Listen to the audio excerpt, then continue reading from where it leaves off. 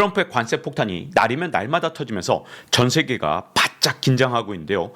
철강이나 알루미늄에 대해서 25% 관세를 물리겠다. 그리고 상호 관세를 물리겠다. 이런 식으로 날이면 날마다 계속해서 관세 정책을 쏟아내고 있습니다.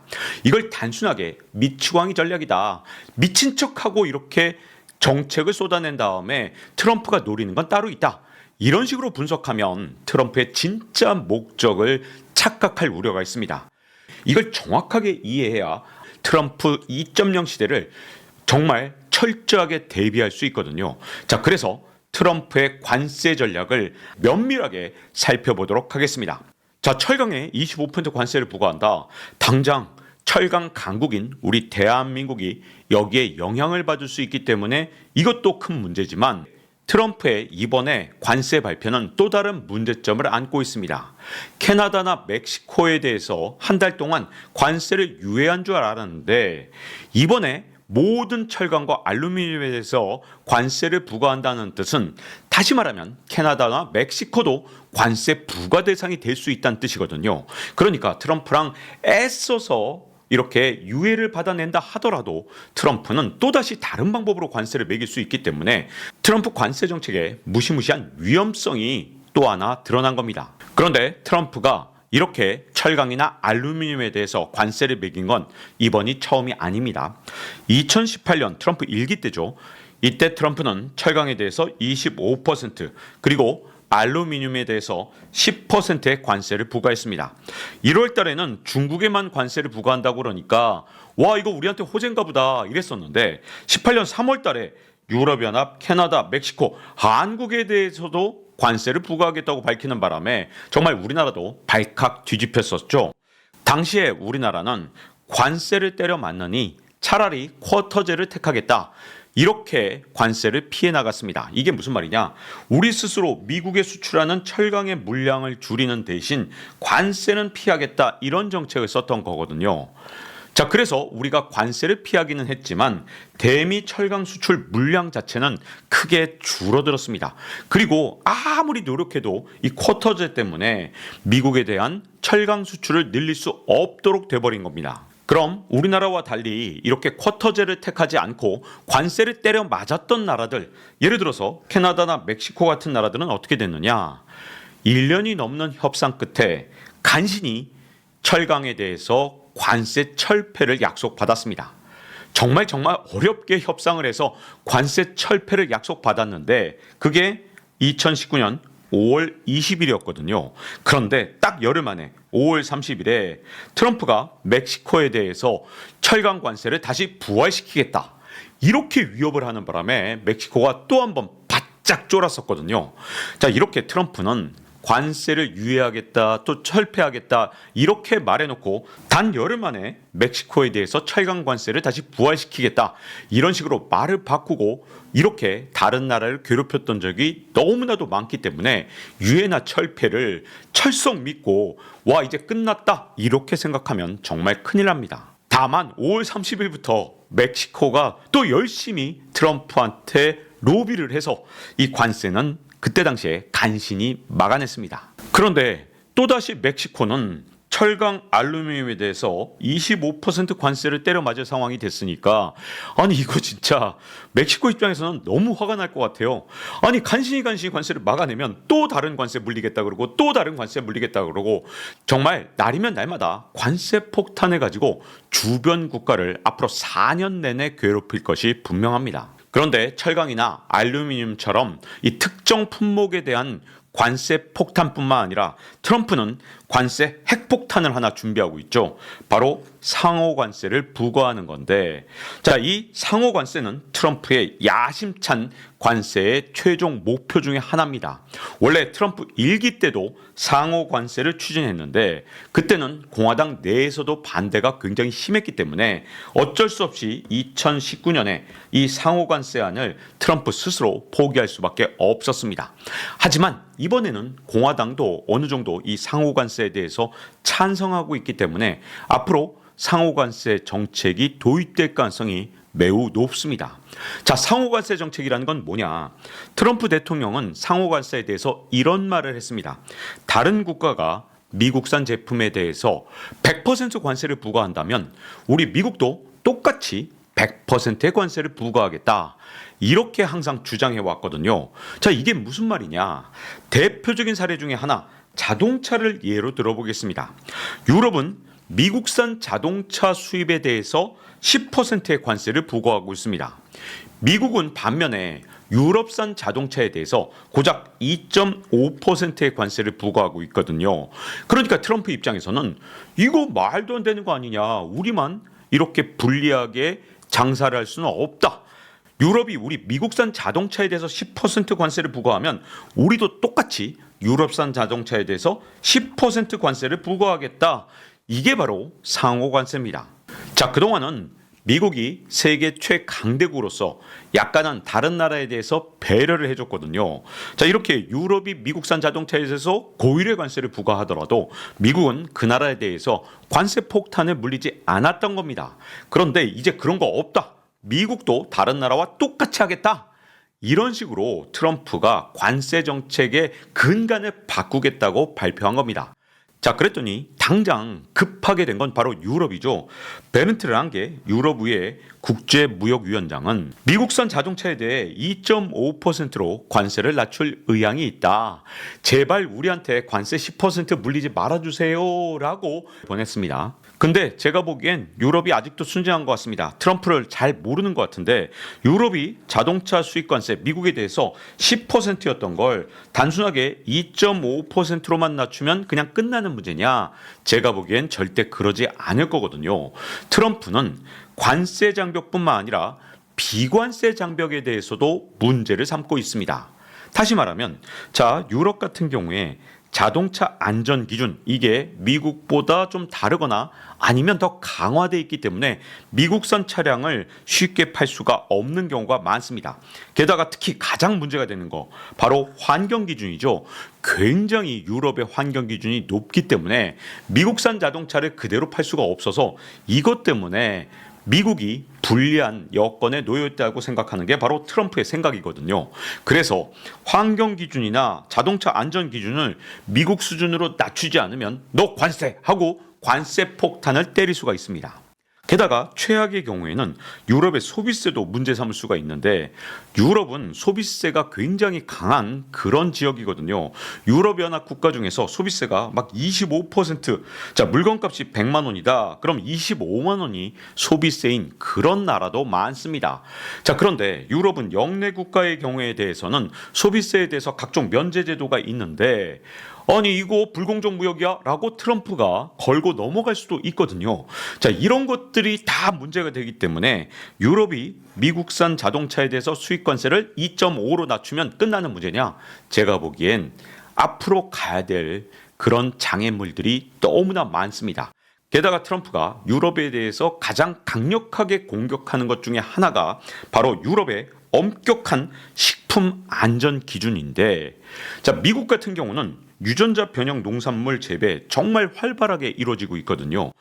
더군다나 유럽은 농장에서 식탁까지 정책을 통해서 유럽 내에서 농산물을 소비하도록 정말 많은 제도적인 여러 가지 장치들을 해놨거든요. 자, 이것 때문에 미국산 농산물을 많이 사가지 않는다. 이렇게 트럼프는 생각하고 있습니다. 그래서 유럽한테 트럼프가 유전자 변형 농산물을 수입하도록 아주 강력한 압박 수단으로 관세를 도입할 수도 있고요. 유기농 기준을 마음대로 낮추라고 여러 가지 압박을 할 수도 있는데 자, 이건 잘못하면 내정 간섭이 될 수 있는데 특히 이건 먹거리 문제입니다. 유전자 변형 농산물에 대해서 유럽 사람들은 엄청나게 싫어하고 기피하는데 이걸 강제로 먹으라고 이렇게 압박을 한다. 그러면 유럽에서 반발할 수도 있겠죠. 이 때문에 유럽이 트럼프가 내세우고 있는 이 상호관세라는 명분의 보복관세를 피할 수 있겠느냐. 이건 앞으로 좀 더 두고 봐야 될 것 같습니다. 그런데 여기서 많은 분들이 의문이 좀 드실 거예요. 이렇게 전 세계에다가 상호관세라고 해서 관세 때리고 철강, 알루미늄을 전 세계에 대해서 25% 관세를 매기게 되면 그러면 달러 강세가 더 심화되지 않겠느냐 이렇게 생각하실 텐데 자, 맞습니다. 실제로 9월 30일에 달러 인덱스 이건 전 세계 6개 통화 대비 달러화 가치를 나타내는 그런 지표인데 달러 인덱스가 9월 30일 같은 경우 100.1까지 떨어졌었습니다. 그런데 이게 최근에는 108.37 굉장히 많이 올랐죠. 8%나 올랐거든요. 트럼프가 관세를 매기겠다 그러면 당연히 달러 강세 현상이 일어나는 이런 현상이 계속해서 반복되고 있는데 앞으로 관세를 실제로 매기게 되면 달러 강세 현상은 더욱더 심화될 우려가 있겠죠. 그런데 만약에 달러 강세가 더 심화되면 미국의 무역 수지 적자 문제가 해소되지 않으면서 트럼프의 정책 목표가 어긋나는 거 아니냐 이렇게 생각하시는 분들이 계실 텐데요. 그런데 트럼프 2기와 트럼프 1기를 자꾸만 혼동해서 트럼프 1기 때 트럼프는 달러 약세를 주장했기 때문에 이번에도 달러 약세를 계속해서 주장할 건데 이렇게 관세를 물리게 되면 달러가 강세를 띌 거라서 트럼프의 정책 목표에 실패하는 거 아니냐 이렇게 자꾸만 착각하시는 분들이 꽤 많더라고요. 그런데 이번에 트럼프 행정부는요, 달러 강세를 용인할 가능성이 더욱 크다는 겁니다. 이건 제가 트럼프 2.0 시대 책에서도 거듭 강조했던 얘기인데 트럼프 1기 때는 달러 약세를 유도하려다가 이게 실패를 했었어요. 그런데 트럼프 2기 때는 아예 처음부터 달러 강세를 용인하려고 하고 있기 때문에 트럼프 1기 때와 똑같이 트럼프를 보면 정말 큰일 납니다. 자, 그 증거가 여기 나타났죠. 2월 7일자에 스콧 베센트 미국의 재무부 장관이 뭐라 그랬냐? 트럼프 정부에서 강달러 정책이 유지될 것이라고 밝혔다. 이런 제목으로 블룸버그 기사가 나와 있습니다. 그동안 우리나라의 많은 증권 전문가들이 착각을 하거나 아니면 오판을 했던 부분이 바로 여기에 있습니다. 트럼프가 약달러를 좋아하는데 관세를 자꾸만 매기게 되면 강달러가 될 거라서 트럼프는 관세를 매기지 못할 것이다. 이건 잘못된 분석입니다. 베센트가 이렇게 계속 거듭해서 말하고 있는데 이건 싹 다 무시하고 자꾸만 1기 때 트럼프가 약달러를 주장했기 때문에 이번에도 약달러다. 이렇게 분석하면 안 됩니다.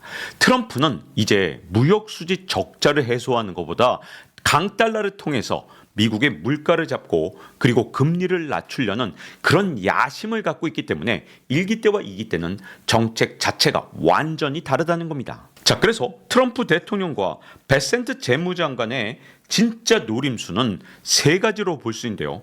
첫 번째는 금리입니다. 미국 연준이 9월 18일자에 기준금리를 0.5%포인트 낮추면서 그 뒤로 총 1%포인트를 낮춘 상태인데 웬걸 10년물 국채금리는 여기서 보시는 것처럼 오히려 올랐습니다. 얼마나 올랐냐? 3.6에서 4.5 정도로 거꾸로 0.9%포인트 가까이 올랐거든요. 자, 이렇게 미국의 국채금리는 기준금리를 아무리 낮춰도 계속해서 오르는 현상이 일어났는데 그 이유는 제가 지식한방에서 이미 말씀드렸던 것처럼 옐런이 시한폭탄을 만들어놔서 금리가 자꾸만 올라가도록 이렇게 미리 작전을 짜놨기 때문이거든요. 트럼프가 이거 쉽게 금리를 낮추기가 어려운 상황입니다. 그런데 1월 13일 미국의 10년물 국채금리가 4.8%를 기록하면서 그때만 해도 야 이거 이대로 가면 5% 넘는 거 아니야? 라고 했었는데 자 이게 어쨌든 하향 안정화되면서 4.48까지 떨어졌단 말이죠. 그 이유는 트럼프와 베센트의 관세 정책이 영향을 미쳤을 가능성이 굉장히 높은데요. 자, 왜 그러냐?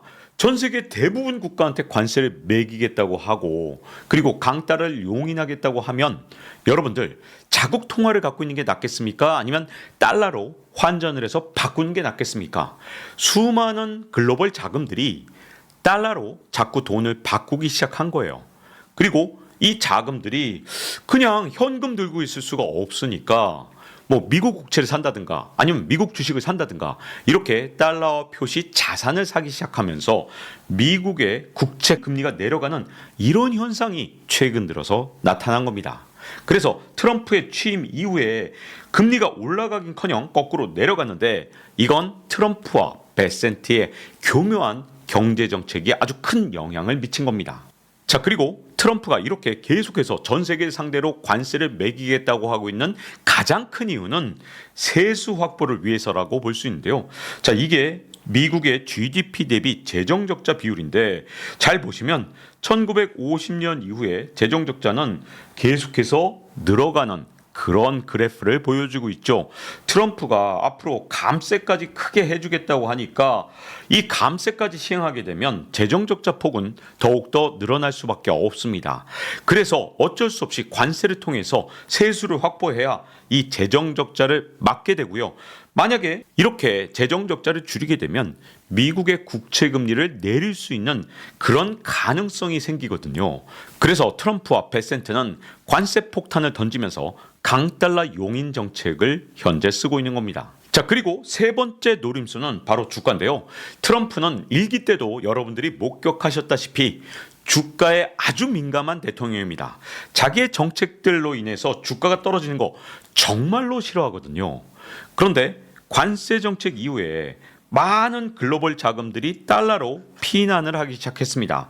그러니까 해외 자금 같은 경우는 자국 통화를 버리고 달러로 자꾸만 환전하기 시작했고, 미국을 떠났던 미국 자금들도 이제 그 나라 통화를 버리고 다시 달러로 돌아오는 현상이 최근 들어서 자꾸만 늘어나고 있거든요.